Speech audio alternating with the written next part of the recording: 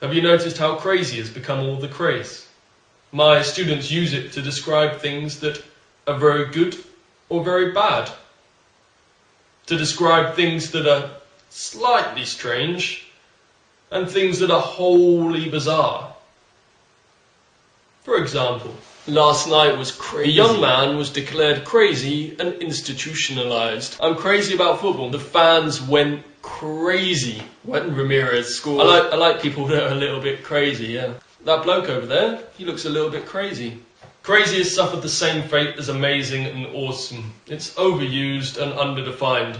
And for this reason, I'd like to show you a few other ways you can say crazy. So let's begin at the beginning with crazy. The word crazy first originated in the 1570s and meant diseased or sickly.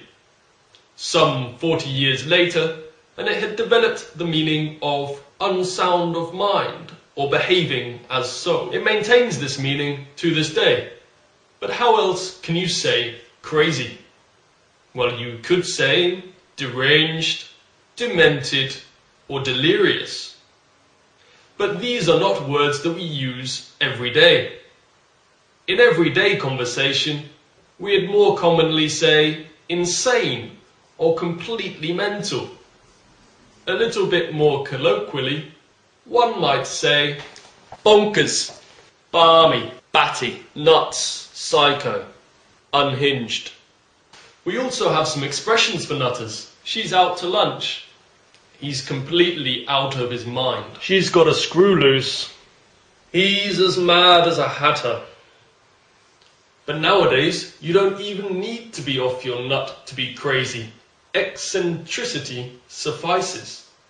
Indeed, it's often considered a good thing to be a bit wacky or kooky, or even a little bit gaga. And it's normally a good thing if you're crazy about something, or if you're crazy about someone. If you're crazy about someone, then you're really very keen on him or her, or you're wild about him or her. You think the world of them. And if you had a crazy night last night, it probably means that you had a lot of fun. A night that was full of excitement and unpredictability. A wild evening. One you'll never forget. But crazy can also mean strange, unusual, bizarre, and odd. So if I'd had a crazy evening yesterday, then it could also mean that I'd bumped into my long-lost twin brother in the pub. But of course, crazy can also be negative. If I've had a crazy idea, I've probably had an irrational, unreasonable, foolish, ridiculous, absurd idea, or a mixture of all, and nobody should listen to me. Anyway, I think that's enough craziness. I hope you learned some crazy words and enjoyed the video, and I'll see you next time. Tschüss!